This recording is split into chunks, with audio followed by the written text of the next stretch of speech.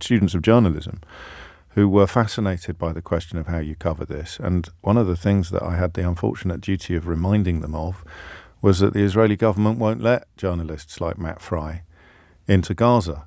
So one of the most extraordinary elements of the propaganda war is the claim that you can't trust the reports or the figures coming out of Gaza, but neither can you go there to check for yourself. So the question of why you wouldn't let Western journalists into a war zone is one that only Benjamin Netanyahu can answer, only the Israeli government can answer. The rest of us can only speculate. The bravest people in my profession are the people that run towards war, while refugees and others are running away.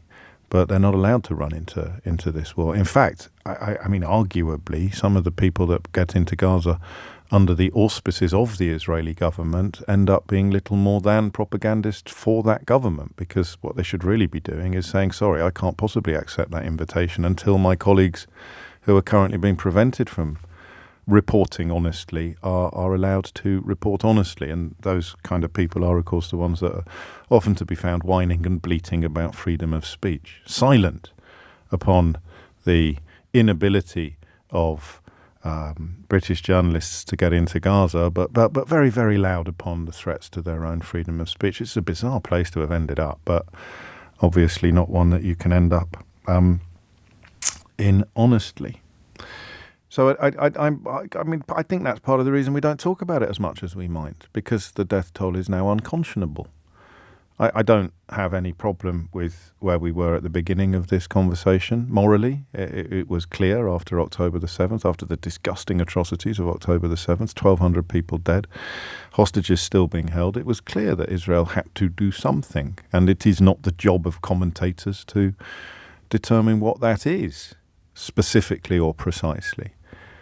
But the question that became clear within days, if not weeks, was that there is such a thing as too much death. We use the word disproportionate a lot, but it's a euphemism, really. Disproportionate. There is such a thing as too much death. And of course, it is simplistic and possibly a little unfair to ask people where they think that line is. There has now been too much death and it must stop. But you know when you've crossed it. And I've crossed it. I crossed it some time ago. There has been too much death and it must stop. The contradictory claims that we must eradicate Hamas and free the hostages have fallen apart. It's one or the other. And certainly the eradication of Hamas seems to me to be ideologically impossible.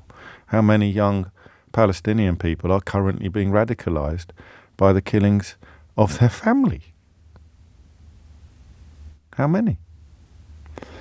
And I will take a moment again to explain why I understand implicitly, I understand in my bones why some Jewish people, whether they're in Israel or not, have to remain supportive of anything that is done in the name of self-defense. You are talking about generational persecution, the likes of which has not been visited upon any other portion of the population over the millennia that the Jewish people have endured persecution.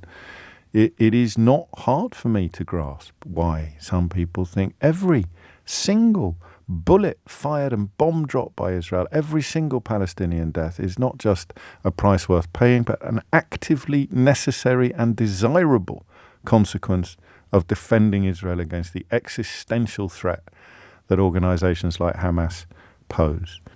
Because they have seen it all before, countless times, not just in the Holocaust, but in pogroms and expulsions and all manner of historical persecutions. And you live with that, you're raised with that, not retrospectively, but actually as fear for the future. So I get that, but I also know that Benjamin Netanyahu is probably doing more damage to the future of the modern state of Israel than any terrorist group has ever done, because the world is watching. And although he does his best to prevent the world from seeing, the more I speak to young people, the more I wonder how on earth history is going to judge this chapter of Middle Eastern history.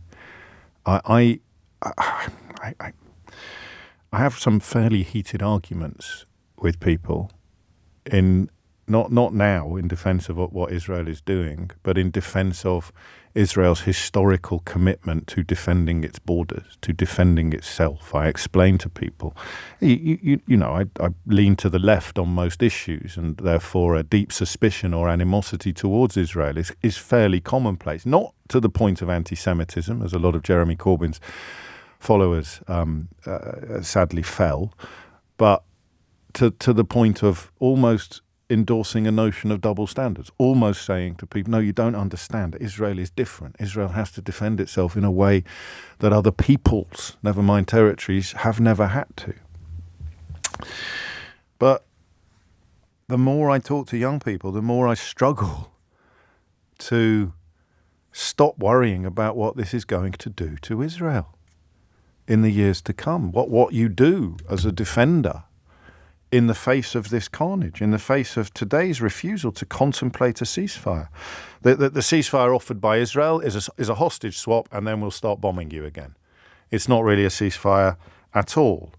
The ceasefire offered by Hamas would involve some of them still being alive, which is why Benjamin Netanyahu has dismissed it. And his language has become ever more apocalyptic as this conflict has continued. A conflict, of course, which prolongs his political life. Without that October the 7th terror attack, his political life would be either over or imminently over. We are on our way to a complete victory. The victory is within reach. Not going to draw any historical parallels with that sort of language, but it's pretty chilling language. What is a complete victory in a territory that contains 2.2 million people? What's a complete victory? He's given the orders to the Israeli Defense Force now to move into Rafah. Do you remember when we started these conversations almost 5 months ago, and we talked about how when you told me, in good faith, as a good person, that it wasn't quite as bad as some people thought because the army was warning people to move south. You could get out of the firing line by moving south. You'll be okay. Move south, move south. Rafah's the only bit left in the south. Hundreds of thousands of refugees cowering in Rafah. The lucky ones have tents. And now the IDF, now the Israeli Defense Force is moving in there. It has been widely and reliably reported that Antony Blinken, the US Secretary of State, has warned Netanyahu against sending forces into Rafah. Even the Daily Telegraph, full-throated in its support ordinarily of everything that Israel does, reports this morning that it is the last remaining pocket for the ground offensive where hundreds of refugees are cowering.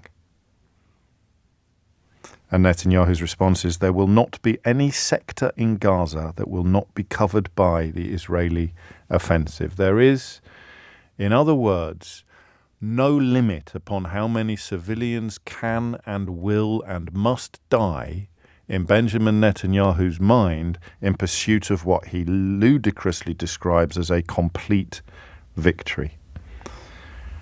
Because this victory can never be complete unless it unfolds in a vacuum, unless it is, quotes, achieved, end quotes, without the eyes of the world upon them.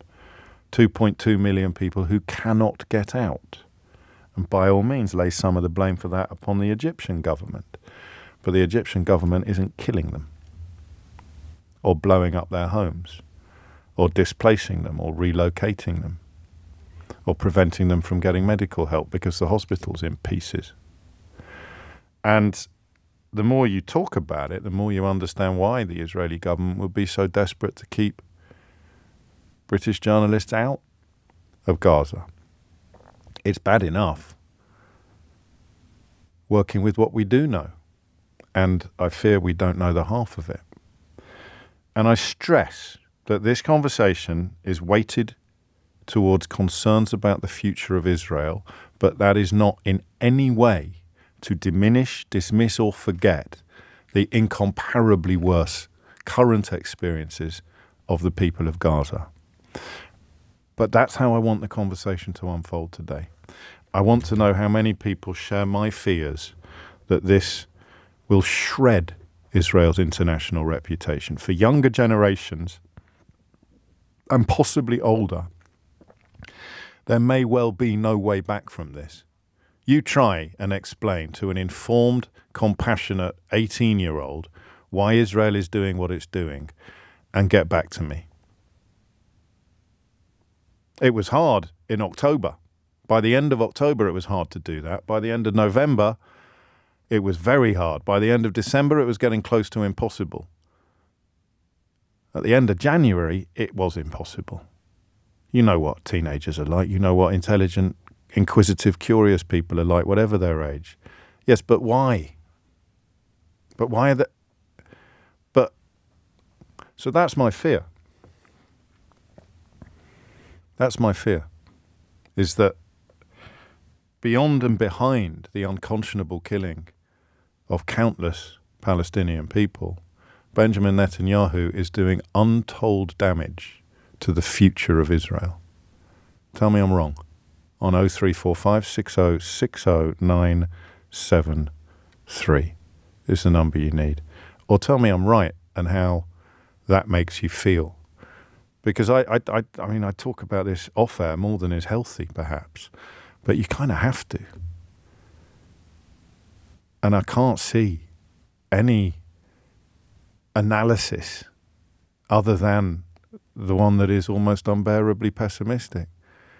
Palestinian people are going to die, and Israeli people are going to be rendered pariahs internationally, and, of course, in their own homes, in other countries.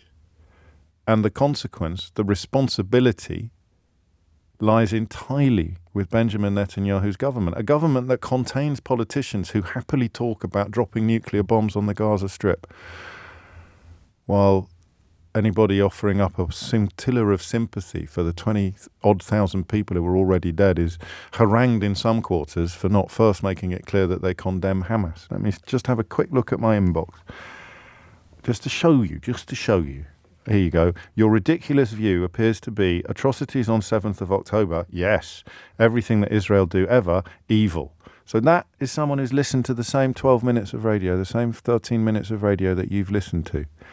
And although the responsibility for killing countless Palestinians and quite possibly rendering future generations of the future of Israel even more fraught than it would have been, lies with Benjamin Netanyahu, people like that are his foot soldiers.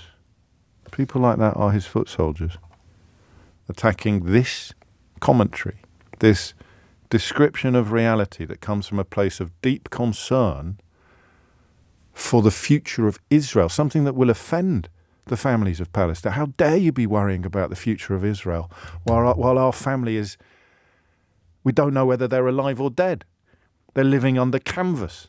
The one part of Gaza that hasn't yet been attacked by the IDF is about to be attacked by the IDF. And we turn on our radios in October and November and we hear people saying, oh, don't worry, they're dropping leaflets to warn us to get out of to move south. So I will accept your criticism that I shouldn't be talking about this war today from a position of worrying about Israel's future, because we should be exclusively focused upon the lives in jeopardy in Gaza. But that's the conversation I'm going to have, I'm afraid.